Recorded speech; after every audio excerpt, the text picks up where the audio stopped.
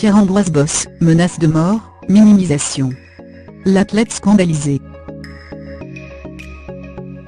Mis en examen à son tour à la suite de l'agression, dont il dit avoir été victime en août 2017, le champion du monde français est très remonté.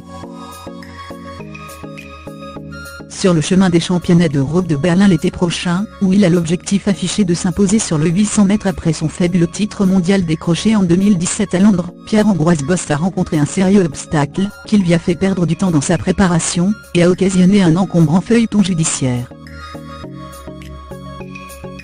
Agressé et grièvement blessé, 18 jours d'ITT, au cours d'une nuit d'ivresse à la fin du mois d'août 2017, sur un parking de Gujan-Mestras, Gironde, l'athlète de 25 ans se trouve à son tour mis en examen, soupçonné d'avoir initié la rixe.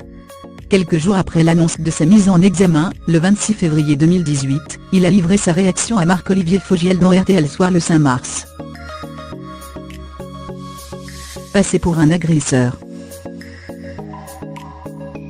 C'est un passage assez bizarre de ma vie, d'être mis en examen, de passer pour un agresseur. Je suis sorti de la comparution, il y a une dizaine de jours assez sereinement, pour être honnête avec vous. Mais il se trouve que l'avocat de la partie adverse, a trouvé bon de remettre un petit coup dans les médias. Je le dis sereinement, il n'y a qu'une seule victime, à commencer par déclarer celui qui recevait il y a quelques semaines, le RMC Sport lors du champion du sport français de l'année, et était le dauphin du judoka Teddy Riner pour le titre du champion des champions de l'équipe. Puis, expliquant qu'il ressent une injustice soudaine vis-à-vis de l'opinion publique, Pierre-Ambroise Bosse s'émeut du déséquilibre médiatique, et des conséquences néfastes qu'il observe, à son détriment. À l'heure actuelle, l'agresseur, lui, ne risque rien, son nom n'est pas sorti, l'avocat peut envoyer des balles médiatiques très sereinement, sauf que moi, de mon côté, il commence à se passer des choses pas très agréables. Notamment des menaces de mort qui s'accumulent. Moi, j'essaie de faire mon sport. Accusé d'être à l'origine du battage médiatique entourant cette affaire, le sportif s'en défend, affirmant avoir initialement voulu garder l'incident sous silence, et puis ça a fuité dans les médias, relate-t-il. Je venais de gagner les championnats du monde, j'étais un personnage public, à ce moment-là en tout cas, et ma stratégie de défense a été de dire les faits. L'avocat de la partie adverse, nœud de la rédaction, me reproche également d'avoir menti, d'avoir initié cette bagarre, ce qui est faux. Maintenant, j'en suis là, à passer pour un menteur, ce qui est très injuste. Il a voulu limite régler ça avec une poignée de main. Aurais-je initié la bagarre ou pas? Je le nie entièrement puisque je me suis reçu une claque assez violente juste avant. Et c'est de là que ça part, réaffirme le jeune sportif, qui ne nie pas qu'il était alcoolisé au moment des faits. C'était ma première soirée de retour chez moi, pour fêter le titre, mais rappelle qu'il n'a aucun souvenir du déroulement des faits, étant donné qu'il a été mis KO rapidement.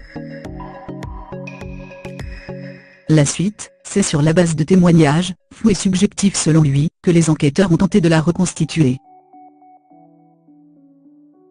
Marc-Olivier Fogiel l'interroge également, sur sa confrontation avec son agresseur présumé, poursuivi pour violence volontaire avec deux circonstances aggravantes, en état d'ivresse et en réunion, un moment pas agréable de sa vie. J'avais reconnu mon agresseur, lui avait reconnu les faits, expose-t-il.